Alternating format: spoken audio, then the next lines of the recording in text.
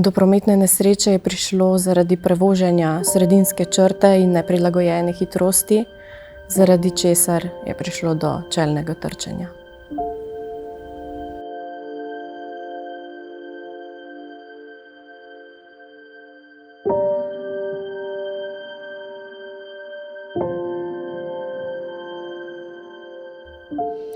Velikokrat slišimo v medijih in odgovornih ljudi, koliko ljudi je pustilo svoje življenje na cestah, koliko ljudi je bilo hudo telesno poškodovanih.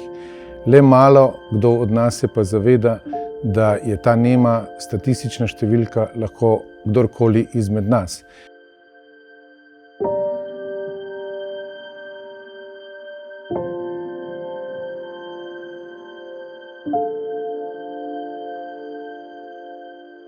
S projektom Velika brzina, velika praznina opozarjamo na posledice vožnje z neprilagojeno hitrostjo, zavedanje pa širimo tudi o tem, kako prometne nesreče vplivajo na življenja prizadetih svojcev.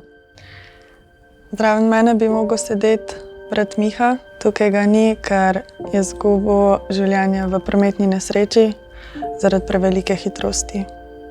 Ena najhujših posledic prometne nesreče je ravno praznina, ki jo pusti odhod najbližjih in pa seveda bolečina, ki jo ne more izbrisati nihče.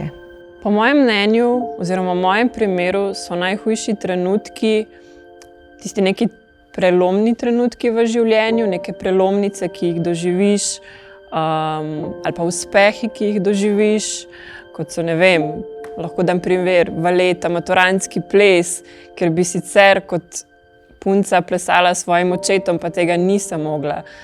Predvsem zavedanje, da na cesti nisi sam, da tvoje odločitve vplivajo ne samo na tvojo varnost kot posameznika, pa tudi na varnost vseh ostalih, s katerimi si v prometu. Ljudje nismo narejeni za to, da bi drug drugemu vzeli življenje. In to je nekaj zelo hudega, če se ti to v življenju zgodi, da si kriv, da si povzročil smrt nekoga. Daj prednost življenju, spoštuj omejitve hitrosti.